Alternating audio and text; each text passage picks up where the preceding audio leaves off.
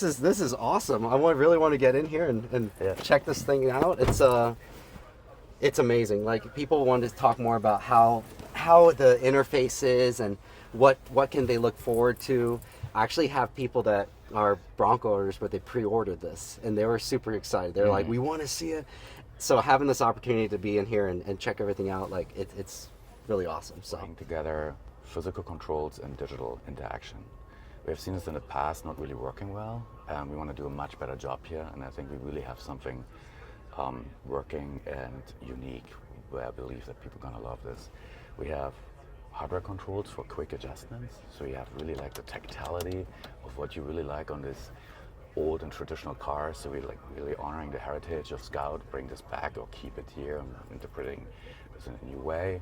But you can see how we have like the responsive elements also on the screen for further adjustments in the digital space. So we're really creating this combination between hardware, tactility, and digital. Also, if you look at the screen and the overall aesthetics here, you can see that the screen is not an afterthought, right? It is really broad and nicely. It aligns with our instrument panel. The width of the screen is chosen because of the width of the vehicle. We want to have that corresponding, and it also has to do with our human interaction to the machine. So these are fancy words, but I'll show you what I mean. What we call reach zone is when I'm driving, right? I take my hand, want to reach at hardware buttons or elements on the screen. It has to be done in a way that I don't have to lean forward. So I want to have all these elements in my reach zone. Now, we chose that wide display so that I have an opportunity to really interact with the screen in a super easy and safe fashion. Wow. Right? It's so cool. Now, if there's an element on the right-hand side, I would not be able to reach that. So you, the same with the passenger.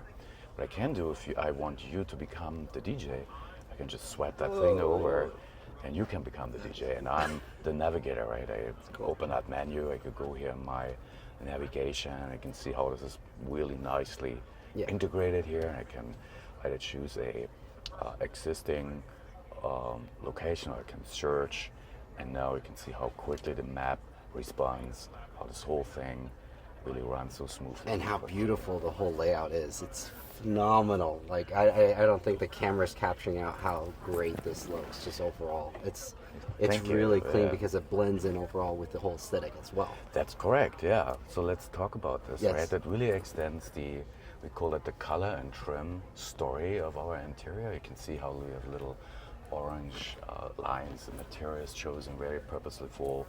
Also the leather and stuff.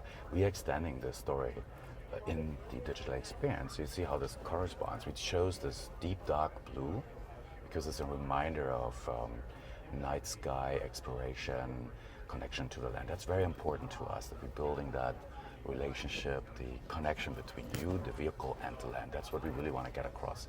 We have little subtle accents of amber, also kind of an orange theme, corresponding to that as well. So it doesn't look artificial. It is aesthetically really blending in. It doesn't come to, loud. You will be able to push that thing to the limits. And we want to make that safe for you, right? We want to give you all the features you need to get out there and explore, right? That's one thing. That means like the core functionality has to work. Certain things like vehicle connectivity or phone connectivity, Bluetooth and all that stuff will work.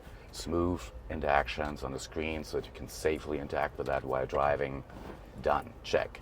Now, what's important is to us as well is how you feel when you interact with that. I want to have these, what the users of this vehicle feel a certain way, feeling that emotional bond between you. And I give you an example what I mean by that. We have watching our audience very carefully, interviewed them, and we have also our own strategy behind that. But I give you a few things to look at. When we are on the road and you usually drive long distances and so forth, screens can become overwhelming. Mm-hmm. It's a lot of noise at some point. If you drive through the city and so forth, you may need that all, but there are certain occasions where you don't. What we're providing you here is what we call a detox mode. So instead of like turning screens just off or switching into a night version That of the is UI, so cool. we're gonna go in a detox mode. Look what happened, right? We decontent the entire screen. The only thing you see is really what's relevant for you on your journey, right? You see your ETA, you see the next charging, we representing that here, utilizing The the very screen. basic of what you need, and that's it. And you don't get out of this mode only, when you change the temperature or something. That all stays like that. And this is setting a trend because in this day and age, people are saying how much information can we fit Correct. in a screen space Yes. versus this. We give you all the options. You can have it the way how you want it. Yes. And it's so easy to get out. It's boom, you're back, right? Or you go back in the screen.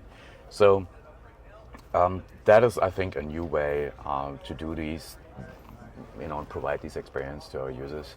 I'll give another example, if you don't mind. Imagine a situation where you outdoor, you want to camp, fish, hunting, and so forth.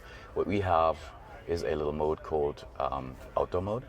So you can activate that outdoor mode. Okay, so you want park, and say, okay, you want to stay overnight somewhere. So we give you this like really beautiful, emotional screen here with some campfire to also to inspire you, right? It's just like, oh yeah, that's what I want to do. Let's stay overnight, and you have immediate access to relevant features for this specific situation outdoor, right? Leveling, we can take the harvester on and off, or hotspot for Wi-Fi, or what have you, Bluetooth on and off. So you don't have to go into the experience deep and find all these features. We're surfacing that up so they have a quick access to it. But here's the thing I want to actually show you. On the instrument cluster, as I do not drive, what we do, we translating the state of charge of the battery into remaining time. So we take the current consumption on this vehicle and translate that in time. Because you're stationary, you camp. What you want to see is like, how much time do I have left? Do I have enough time to put another steak on a grill? Can I stay another night? All stuff is happening. Where did this idea come from, if you don't mind me asking? Was there something that inspired you to do it? Like, was there something that you're like, let's do this? Were you out at a campsite and you were just like... Yeah, I mean, it's a personal story, right? I live in Joshua Tree in a high desert. I lived there for over 15 years. I live off-grid. And I have a lot of exposure to people who are off-roading in my community, myself, obviously. I'm an outdoor person. And of course, I get these inspirations from my own perspectives as well. So I have opinions. But we also listen very carefully to our community, right? So we do, it's a certain process when you design these things where you build a prototype, you show that to people, and you see how they're responding, and you know, oh, I'm on something here. They're like that. And then you make it even better, iterating on that. So that's how we do this. The reason I asked too, I can see the passion in someone who's never been someone who's never been to Moab, to Joshua Tree, they don't, and experience it in a vehicle, they don't know this, they don't experience it, and you can see it and translate it in a vehicle. Like you said, it's all about the experience and connecting with the vehicle. And those ones that are soulless, and I don't mean calling out any manufacturer, you can tell when they're soulless. You can tell when there's no actual connection to the outdoors, whereas this is just the cherry on top to everything else that you built on top of everything. You phrased it perfectly, right? We have to do the core things right. Yes. The basics need to be done. But there is a certain element of emotional design we want to bring in. So you said that. There are certain little sherries, right? And that's why I wanted to bring it. It's not a gimmick per se, because so many manufacturers try that, but it just makes it more like, we're trying to connect with you. Whereas this is already an experience, and you walk in, you show all this, the foundation, the basics are done right. This on top of everything, you're just like, holy crap, is there anything else that you haven't done to make when I roll up to the campsite in Joshua Tree it's so much better, man? That's pretty, thanks for saying that. Let's put this vehicle in gear really quick. So let's see, I have this remote control because this is obviously a show car, right? It's all production intended. But it is not functional, so I cannot press these buttons to interact with it. So that's why I have this for little the customer thing. rolling forward. Of course. Let's turn this vehicle quickly in drive mode. Let me see if I can find this here. Drive, gear, it's drive. Okay, so we see. No, we're driving. We're simulating that a little bit. You see how this Very, the speed of very clear. Your guys' font choice is phenomenal, and the layout and exactly that's fantastic. There's no more information that's not necessary. It's not a glamour, like how much, again, information can we put. It's as much information as possible, but makes it seamless to flow with everything. Thanks for recapping that. That's exactly what we're trying to do. We call that the heritage-inspired layout, right? It really reminds you of this original Scout that has this horizontal line. Even the Speedo is now contextually placed because we can move it with you. You see that really where it belongs. It's kind of a fun thing. I wouldn't call that gimmick at all. Yes. I think it provides context, and will increase the safety of the driver. So, but if you activate, because it's such a capable vehicle, activate a different drive mode, for instance, I have to find this here where it is, adaptive cruise control. So these buttons are very thoughtfully placed, right? So it's all driver assistant interactions, and hardware controls are here on the left, media on the right. So what we're trying to do here is like lowering what we call cognitive load, so you don't have to think. You also can build muscle memory super quickly, which is important for stress situations, like where's the button. So hardware buttons on the left for adaptive cruise control. So but look what happened on the screen when I press that. The layout changes. Wow. This is a specific contextual layout, bird eye perspective for adaptive cruise control. So we'll leave the world of heritage-inspired instrument cluster and go now on this more capable tool design. Well, it makes sense. You see the actor in front of you. You see the distance between you. I and love the vehicle. illumination in this, by the way. That is such a nice touch. That is where it catches your attention, but not in your face, if that makes sense. That is such a nice touch, man. Wow. That is what we're trying to inject here. That's the amber glow, almost like a campfire. So that also evokes like this feeling of warmth and community. So we're mixing these things together. Now this vehicle comes also with hands-off L2 plus steering or driving, optionally. And I go into this mode and look what's happening now on the screen. Now we're utilizing. Okay, it's now available. So imagine on a freeway, or we drive through a Love big the mountains city. in the back. Yeah. Now we're utilizing the full screen, right? This Yes. called situational awareness visualization. Now you see all the actors on the road.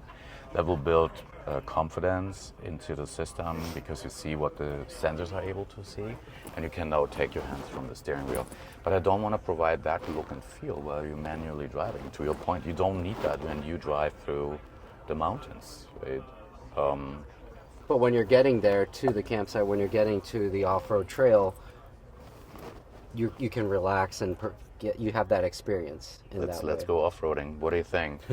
I told you it's a very I was capable, waiting. I'm curious very now. very capable car that allows me to put that vehicle, for instance, in a off-road mode. Love the design of the icons. It's oh my god.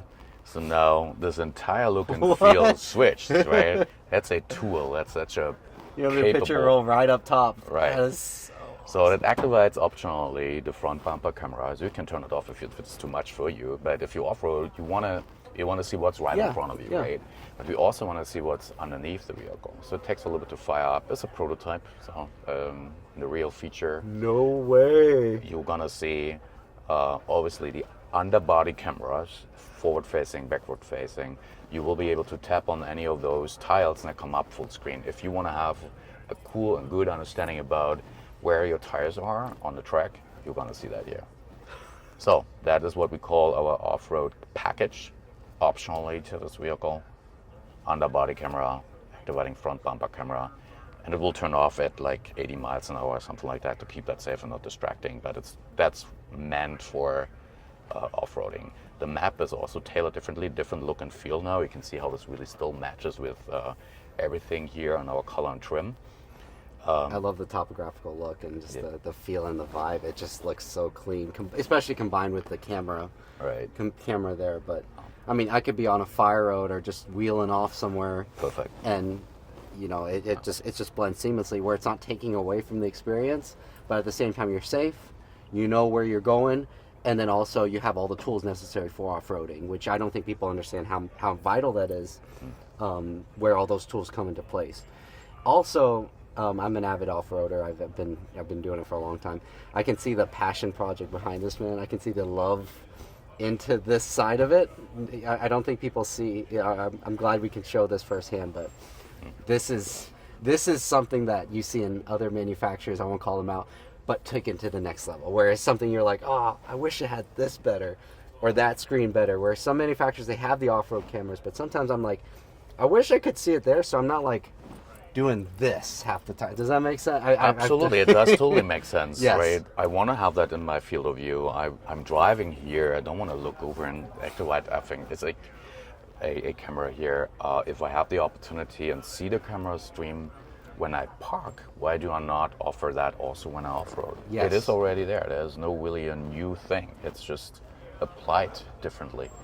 But it just, when people are driving, I've seen it so often where they're trying to make sure, they're wheeling right, but then they have to look at their side camera, and then they always look down like this, and then they could miss something, especially if they're rock crawling or something like that. Because I've been in Joshua Tree, I've been to all these places, and that's going to be a game changer. I don't think people realize how cool that is. It's freaking awesome. Oh man. Hey, I would like to ramp up with one thing more. And you Yes. mentioned, it's not a gimmick and so forth when we talked about a few things. And what we don't want to do is bringing stuff in people do not appreciate. Yes, sir. So there are features we have to nail down, you use 80% of the time. And there are other features you may only use them 20% of the time. But also those have to be done in the right way. They want to solve a problem or build that little moment where you feel good about it. And I give you another example. Let's get out of this mode here and get back on the road somewhere, whatever. So I can, choose a drive mode here. Let's say road or something. You can see how this layout switches back to the road aesthetics or street aesthetics in the application. Now, let me park this car really quick. Okay. Because we're going 60 miles an hour right now. Yeah. All right. I want to show you one thing more. It's a little minor thing, but this is where I think we're going to provide that fun little moment. We have a pet mode, like many vehicles have. An electric vehicle has really the opportunity to provide this very stable temperature situation in the cabin when you have your animal in the car and you go somewhere. You can start that pet mode, and we have seen that, like I said, in other occasions, so we can obviously change the temperature, and this is big enough so that people walking by can see it. We put it to the right hand side. We may, have people more walking on a car on the passenger side. But look at this little icon here on the bottom left. It says upload image. So we're gonna give you the opportunity to upload your own photo of your animal. And yeah, you can call it gimmick. I don't care if you call it gimmick. I know that pet people will love that feature. Yes. That's the way to personalize the experience and build this emotional bond. It makes these people feel a certain way, which I would like to achieve. And I think these minor little features and functions will allow us to do this. I can give you another, and this is probably a most important thing, to show another example of the capability of the vehicle. Charging electric vehicles is a thing. We have this one application here built for scheduling usage and so forth. You can use the slider to set your charge limit. We have seen a variety of different ways to do this. This is one application all in one, but we also are able here to turn on and off your harvester range extender.